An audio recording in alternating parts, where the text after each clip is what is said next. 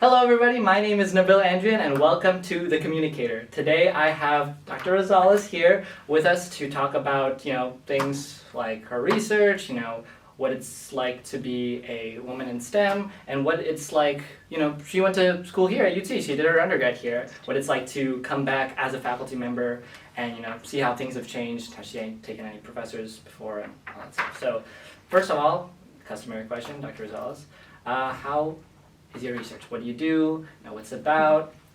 Any publications? Anything interesting that you've done? Just tell us about it. Awesome. Yeah, so my research focuses on the development of soft materials called hydrogels for biomedical applications. So I think many people are familiar with hydrogels. These are things like contact lenses. Jello is a type of hydrogel. But what's really cool about hydrogels is that they mimic certain properties of your natural tissues very well.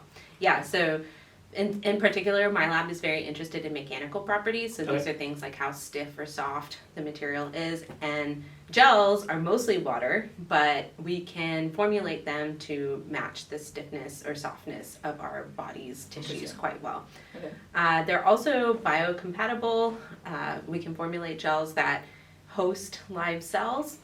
And so we're interested in using them as tissue mimics, so we can study disease processes and how disease progresses in our gels. We can also use them as therapeutic delivery vehicles. And then we're also very interested in how to control their structure, so a little bit more of a fundamental material science problem as well.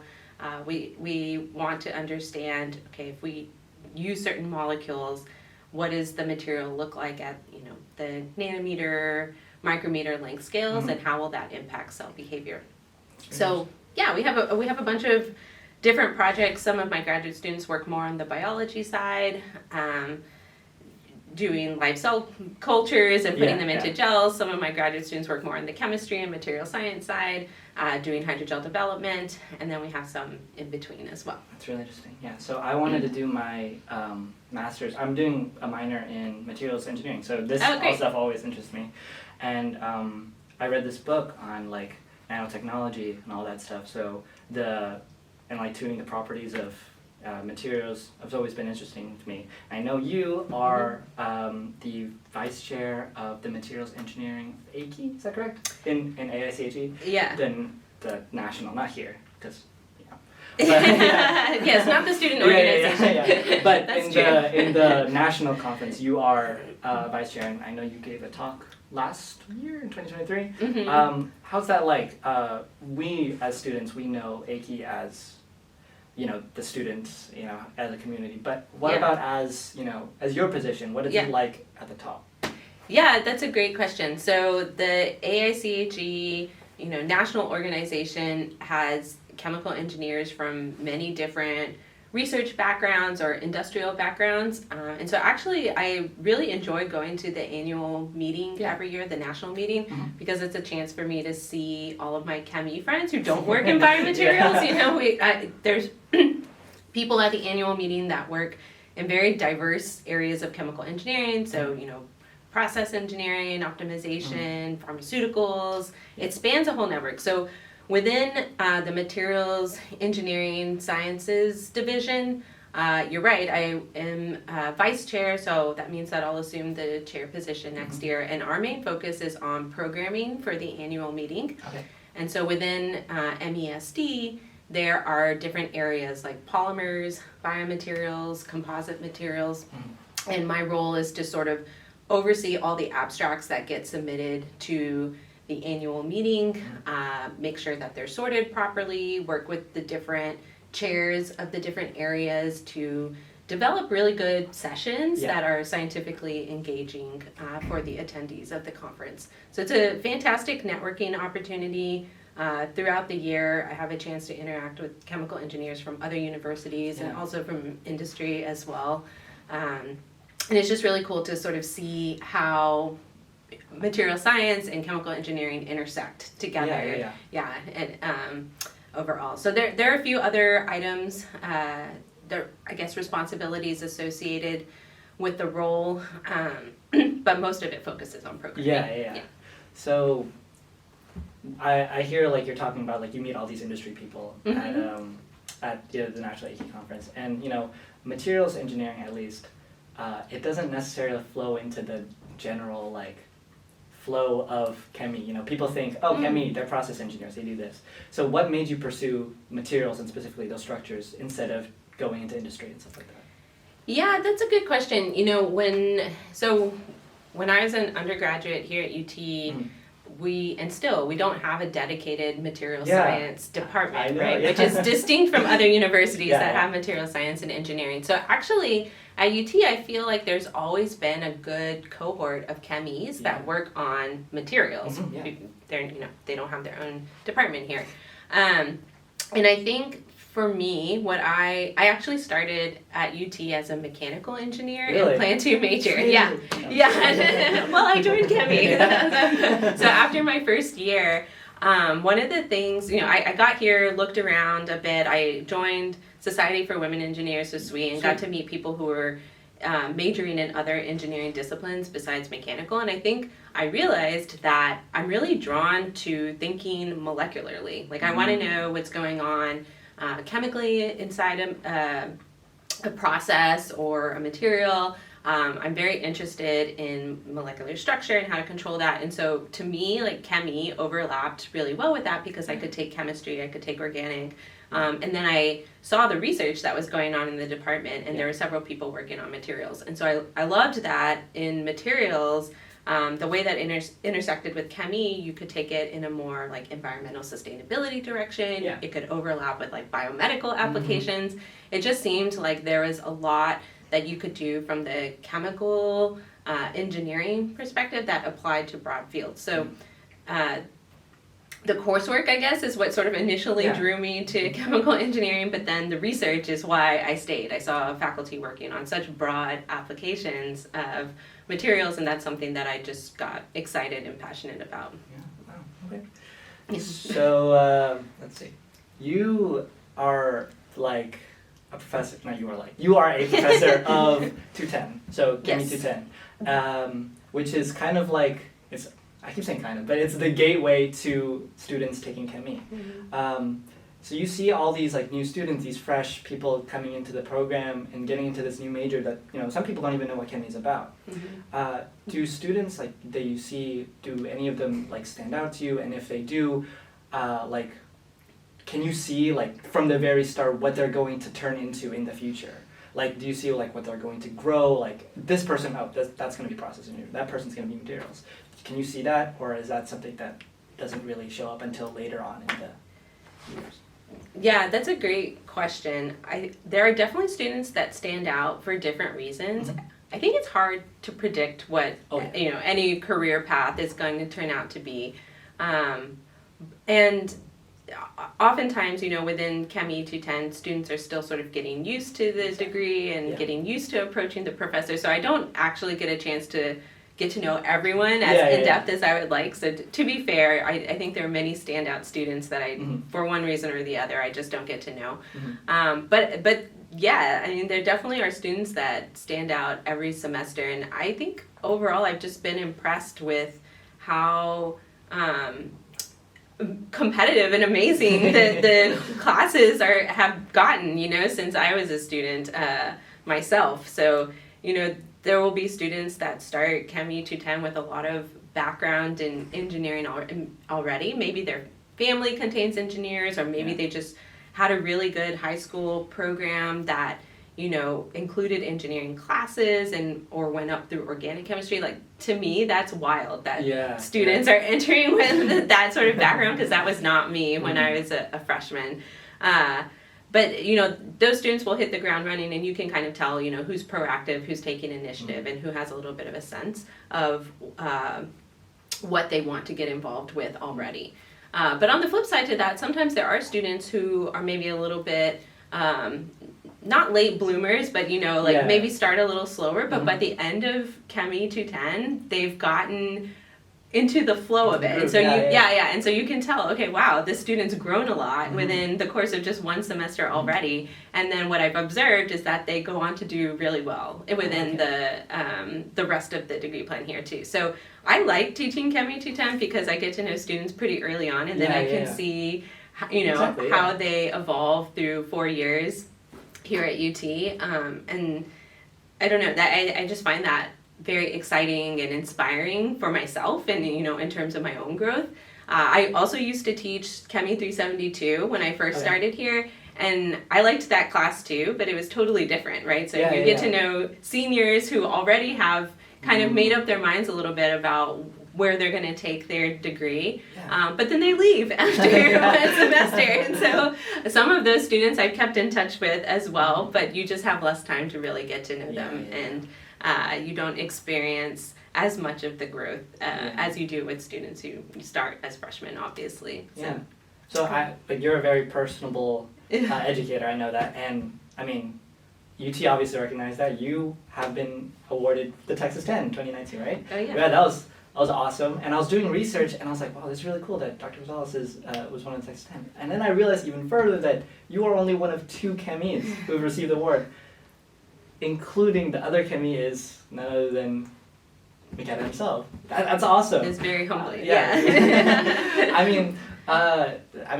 I mean, that's just me saying that as, there's no question behind this. That's something that's incredibly respectable, and I think anyone in the chemie field would be lucky to have a professor like you join and have that. That'd be awesome. Thanks. Speaking of which, you've talked a lot about how you've, been a student here before. You've come back, and you've described it as coming home, back to UT. And do you remember any of the professors? Are any of the professors that taught here in the past still here that you've taken their class with? Yes. Like I know Dr. Freeman, which is my 317 professor right now. He's been teaching since 2001 here, I think. Yeah. So I know you graduated 2007. That's right. Did you take his class? I did. I did have Dr. Freeman as a professor. Yeah, actually there are several faculty who are current colleagues, but who were also here when I was a student. And that I think that was definitely part of the draw. Just like having these faculty who were previously mentors in some way, whether it's purely instructional but also research-wise. When I interviewed here, I could immediately see that there would be some support network, right? If I were lucky enough to get the offer and join the faculty, that would be a component of who I was working with and who I could approach for help as I navigated how to be a professor. But there are also several faculty that are here now that weren't here when I was a student, so it still felt very much like very new in addition to having existing mentors around. And I think all of the faculty that have joined since I was a student have brought a lot of increased research, growth, and directions to the department too. So there's definitely several faculty that I took classes from that are still here, which is fun. How has UT changed in terms of, let's say, even the chemie department? How has that grown? Has the student body changed attitudes, or have they grown differently compared to when you took it, and your colleagues? How has that changed? Yeah, that's a good question. I mean, UT has definitely changed in some ways. Within the department, I feel like I see now how the faculty makes an effort to keep the curriculum competitive with current job standards and expectations, and just where chemies are involved. So now we have the biochemical engineering course, right, that's required for students. When I was a student here, we could take Bio 311C, and it was a little bit different, but now it's more tailored to chemical engineers, just to reflect the fact that there are so many chemies working in bio-related industries. And I've being on the other side of things now, I see too that we have an external advisory committee that provides advice on how chemies are working in industry and what sort of skill sets would be really good for our graduates to have to remain competitive in the field. So we've taken their external input and used that to update the curriculum too. So as part of that, one thing that affected Chemie 210 was working with Excel more extensively. That's something that tons of people do in industry, and just having really good spreadsheet skills and knowledge of the functions that go into Excel will make you competitive for a lot of jobs and be able to hit the ground running. And that's something that I think, came out of that external advisory committee. In terms of attitudes, I obviously loved my time here at UT. That's part of why I came back. And I always found that within chemical engineering, there was a really strong sense of student community. So I felt like, once I switched majors into Chemie, I found a group of students that I could really identify with and study with, and I had a good amount of support, within the department. And I think that that's still changed from what I can see. I'm always impressed by how proactive the undergraduate student body is in terms of coming to the faculty with different issues. The amount of stuff that goes on in the student organizations is insane. I'm so impressed by how much energy all of the officers have in terms of doing, so many activities outside of the coursework, which of course we know is very demanding. I feel like that part has stayed constant for sure. And then I think the university's done a good amount to try to provide more opportunities too. So one thing that actually stands out to me is that when I was a student here, there weren't that many study abroad opportunities for engineers. There were a couple, but now I feel like there's a lot. I'm going on too. Oh, awesome! Yeah, that's great, and I think that that's really good, just for sort of broadening your horizons and perspectives. Like when I was a student at UT, I had never traveled out of the country before as a freshman, and so those types of opportunities really expand your perspectives and give you experience just that applies to life, I think, beyond what happens in the classroom. So it's good to see that has been a component as well. Yeah. I think, this is going to be a question that I might be unqualified for, because first of all, I'm not a woman. Second of all, but this is an important thing to talk about. It's in such a male-dominated field, in Chemie, engineering in general, has being a woman ever given you any challenges that you've had to overcome? And if you have, do you have any advice for young chemies who are women do you have any advice for young chemies who are women to overcome those challenges, or any resources that they can go to, stuff like that? Yeah, it's a great question, and I do think it is important to find your community. So for me, being a female in engineering, I have sought out those communities even from undergraduate days, right? So I joined Society for Women Engineers pretty early on. I also joined the Women in Engineering program, which may have a different name now, I'm not sure, but I was a peer mentor for that program as well, and really loved getting involved that way to be able to connect with other women throughout engineering, so not just chemies, but even more broadly. My first PhD advisor was actually, my only PhD advisor was actually a woman, so she was a really good role model, and then my postdoc advisor was a female in engineering too. So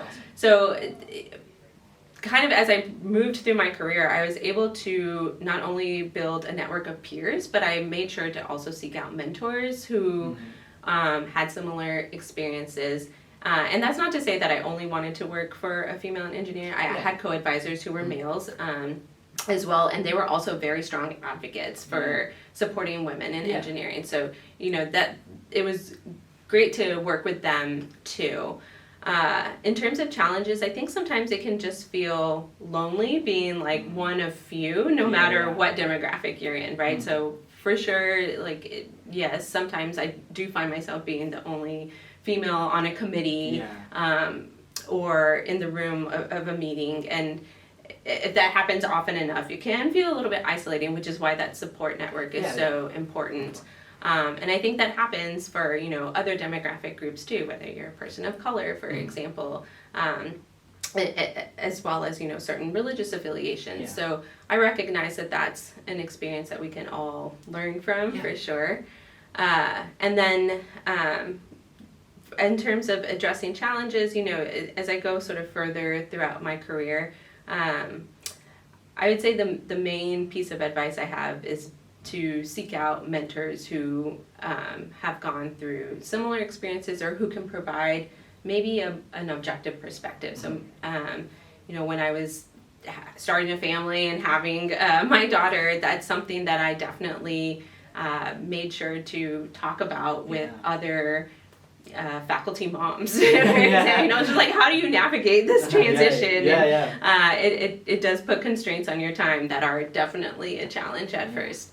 I think one of the encouraging things is that at least within Chemie, it seems like our numbers have grown, and maybe they're not fully where we want them to be yet, but I think there are a good amount of females that we can build those sort of support networks with. Just to be clear, are you one of those people who can be able to build a support network? Yeah, definitely. Anytime people have, questions or want advice, my door is always open, and I'm always happy to help in any ways. Yeah, well, you heard it here. So so last question. This is a simple question. It's standard in the middle. What do you think? Or do you have any advice for any students? What's your number one biggest piece of advice for, students for their future, for now, anything that you want to say? Yeah, so I think for the undergraduate experience, especially at a place like UT that's big and has a lot of opportunities and is good at a lot of different types of fields, I would say take your time to explore. Try not to pigeonhole yourself into one track too early.